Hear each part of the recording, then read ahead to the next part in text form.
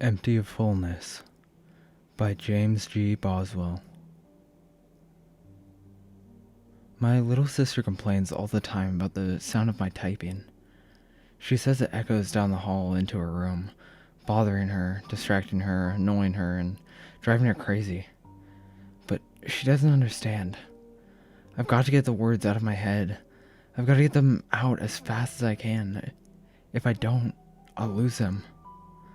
Ever since I was a child, I've had a strange condition in which words will suddenly appear inside my mind, jumbled together into nonsense. It comes on like a fit, unpredictably, and can last anywhere from just a few minutes to several hours at a time. The words are heavy and jagged, and if I don't capture them by expressing them quickly enough, I'll lose them. Then they'll sink into my subconscious, cutting through my mind and causing me excruciating pain. It's like having a headache while the inside of your head is on fire. It doesn't feel good at all. When I was younger, I'd rapidly speak the words aloud as soon as they appeared, whether I was in public or private. This was the only way to keep the pain at bay. However, this also unfortunately created quite a few embarrassments for myself and my parents. But there was little I could do. If I didn't speak the words as they appeared, I'd lose them, and then the agony was guaranteed. Finally, when I was 10, I started to have a fit in the middle of my aunt's wedding. I sat there on the church pew in my tuxedo, trembling, trying to ignore the words as they appeared. Pressure grew inside my mind as sweat dripped down the sides of my head. The words appeared and then disappeared from my subconscious. Unexpressed and searing pain tore across the inner lining of my skull. I started muttering the words quietly to myself under my breath, just to relieve some of the pressure. But once I started, I couldn't stop. I kept going, speaking more and more loudly, just as the priests began their wedding mass. People around me took notice, glancing over their shoulders with frowning faces. My mother and father sat on either side of me, both trying their best to ignore my outburst, praying not for the bride-to-be, but for themselves. That I would please stop my insane gibbering, so as not to embarrass them any further. When that didn't work, they both began taking turns shushing me, glaring at me with their fingers over their mouths, and whisper shouting for me to be quiet. But I just continued rambling, louder and louder, until I was shouting. The priest stopped in the middle of a sentence, and everyone inside the church turned to look at me as I hollered utter nonsense. Finally, my parents, red-faced, stood and escorted me outside. I shrieked and yelled all the way out the door. After that, my parents took me to a doctor. A nice lady who referred to the word attacks as seizures and gave me some pills. She said the medicine would make it so the words didn't appear as much or as often. She also suggested that I try writing the words down to capture them that way when they came, instead of speaking them aloud. The pills worked well to ward off the seizures and to reduce their severity, but they also made me violently ill. I avoided taking them, despite my parents' insistence. I also tried the doctor's suggestion of writing the words down instead of saying them, and it worked perfectly. I was overjoyed that I now had a way of capturing the words that wouldn't bother anyone around me. I began carrying a little journal and a pencil with me everywhere I went, etching the words onto the thin, scratchy gray paper whenever they appeared, filling the pages with lines of pure blather. When I ran out of space with the first, I got another, then another, and another still. Soon the stacks of journals filled with gibberish lined the wall in my bedroom. I didn't want to throw them away, but I didn't see what value they could possibly have to anyone but myself. So I kept them, accumulated them, collected them. In time and with practice, I found that I could gain a degree of control over the words when they formed, creating little narratives out of the nonsense. I focused on this and found that after every seizure, I now had several little stories left over, jotted down maniacally into my journals. At first, they were only a few sentences long, then a few paragraphs, then whole pages. Their themes and genres varied wildly, but they were all told in my own unique voice. It became something I was proud of, and I resolved to develop my skills in crafting stories out of the chaos billowing inside of my mind. As an adolescent, I switched from writing in a journal to typing on a laptop. This worked better and felt more comfortable. I'd spend hours working on my stories every day, turning my psychosis into art like an alchemist transmuting iron into gold. My skills developed to the point where I was able to conjure whole worlds inside of my mind, describing them and the people who lived within them in vivid detail. I welcomed the seizures as a way to tap into pure creativity, literally seeing my stories come to life inside my mind as I described them the way I imagined them to be. My confidence grew until I worked up the courage to start sharing my stories with people. At first only with close family and friends, and only if they really wanted to read them. But in time, I began sharing them with strangers as well. I found it exhilarating. Now I write as often as I can, whether I'm experiencing a seizure or not. It's what I was born to do. What I never tell anybody about, though, is the little girl I sometimes see in the shadows as I write. Not my little sister, who constantly pesters me about the sound of my typing, but another girl. She wears a dark dress and has dark hair that touches the tops of her shoulders. She never says or does anything. She just stands there, watching me. I feel her presence in my peripheral vision, especially when my eyes flit around the page as I read and reread what I've written. In the corner of my eye, her face appears as a featureless blur. If I turn my head to look, she disappears. The girl has grown familiar to me. I feel as though I know her, though I have no idea who she is or what she wants. Like the seizures and the caustic words they create, I assume she's part of my condition. However, during those few times when I listen to my parents and take my medication like I should, the girl always remains in the shadows, watching me from the periphery. The medicine doesn't seem to affect her. It's possible that she's a result of something else besides my seizures, but I don't know. I'm hesitant to discuss her with my parents or my psychiatrist because I know it will lead to more medication or worse. I tell myself she's a daydream, an imaginary figment from which my brain won't detach itself for some reason. I tell myself there's nothing meaningful in her presence or my perception of her. I tell myself she isn't dangerous. I tell myself a lot of things. I feel her walking with me as I head home from my weekly writer's workshop, a few blocks from where I live. It's dark out, as it always is when the workshop ends. I try to stay in the salty orange light spilling down from the lampposts lining the empty streets. The concrete facades of blighted buildings standing as a gloomy backdrop behind them. I carry my laptop under my arm, like a book. I pass a dumpster and see her peering out at me from behind it.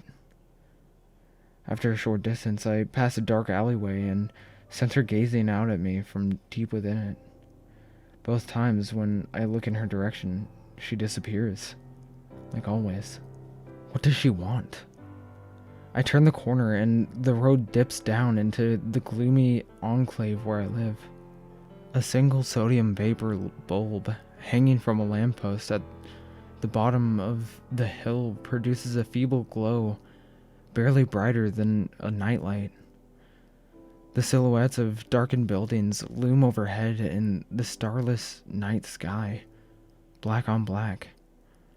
Dread builds within me with every step. She's down there, somewhere. I know.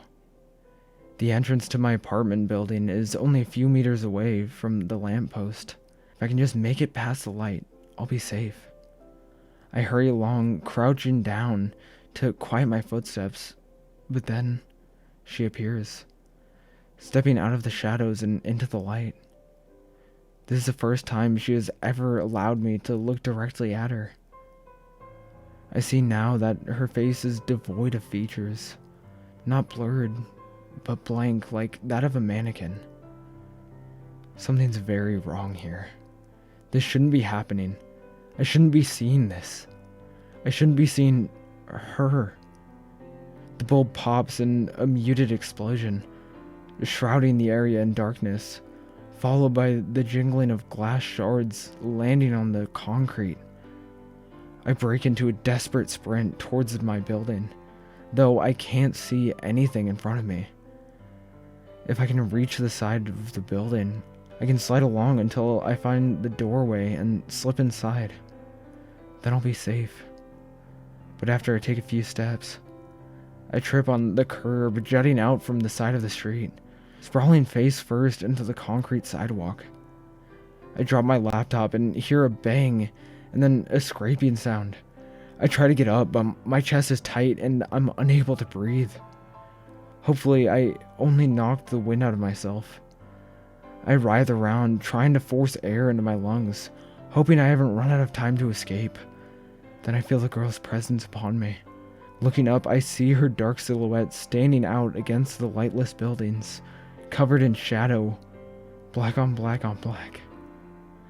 I squeeze out a rasping, "Stay back!" as I hold my hand up. She steps forward and extends her arm, wrapping her small fingers around my thumb. Her hand is cold. Then I feel nothing. I see nothing, and I hear nothing. I float through an infinite nothingness, an emptiness that's somehow alive. I feel it pulsate, breathing, thinking, and feeling. I gaze deep into the primordial void and know that it goes on forever, and has always existed. I don't know how or where or why.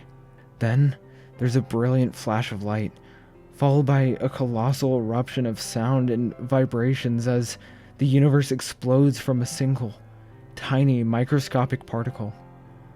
I watch as the formation of stars and planets among solar systems and galaxies tears the nothingness apart with claws of light and sound. It's like watching an unimaginably humongous tapestry of invisible cloth burning up all at once.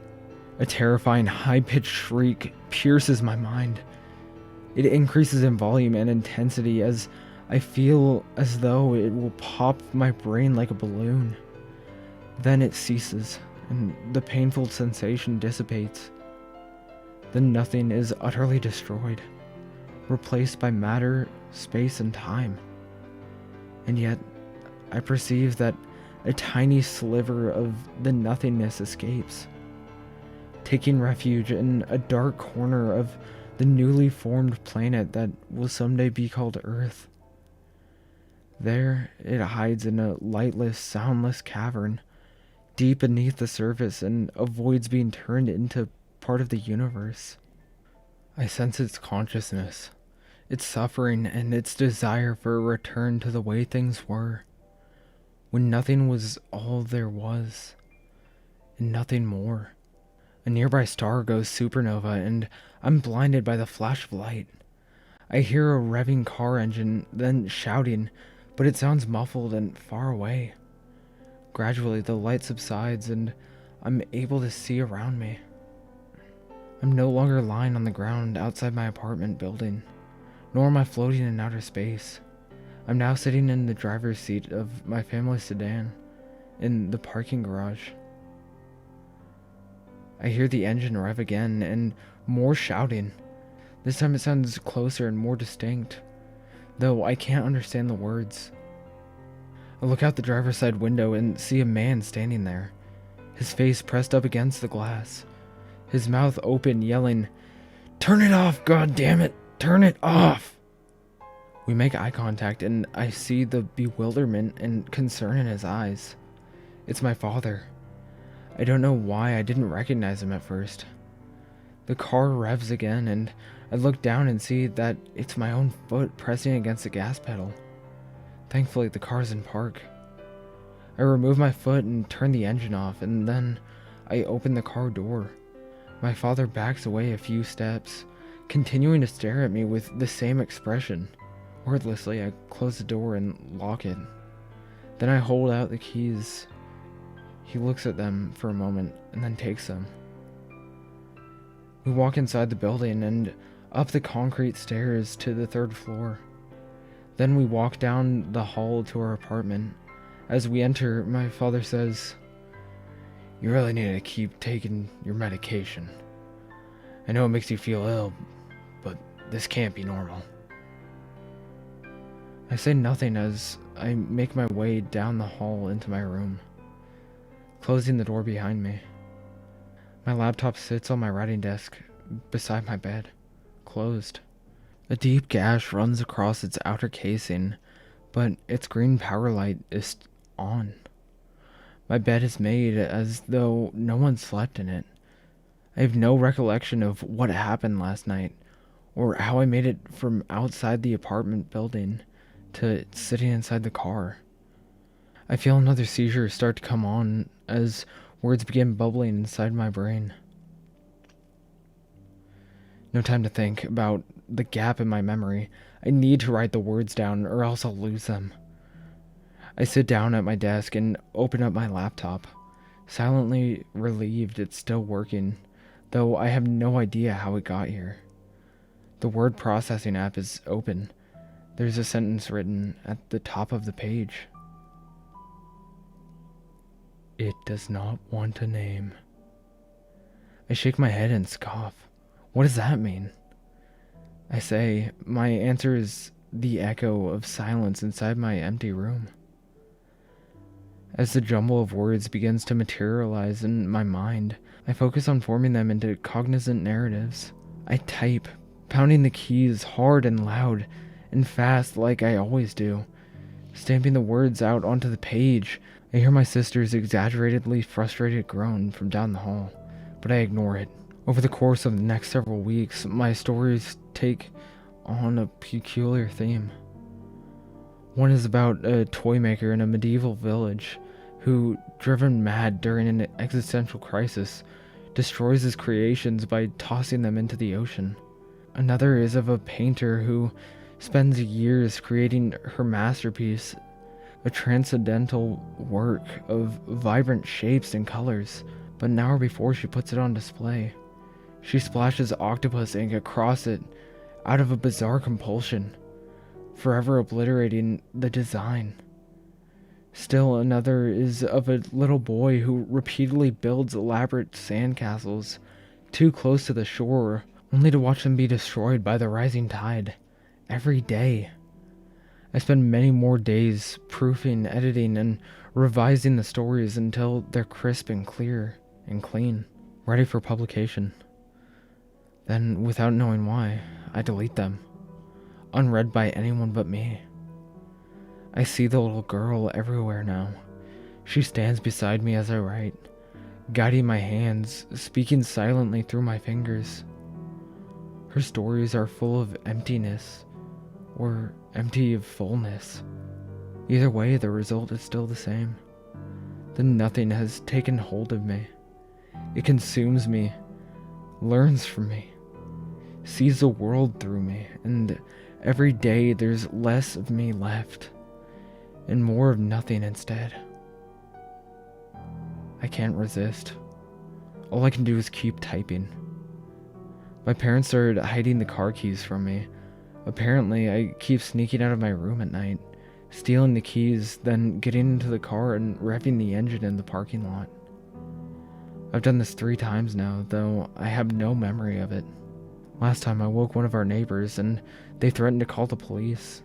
My little sister told me she wishes I would just disappear, so that way she wouldn't have to hear me typing all the time.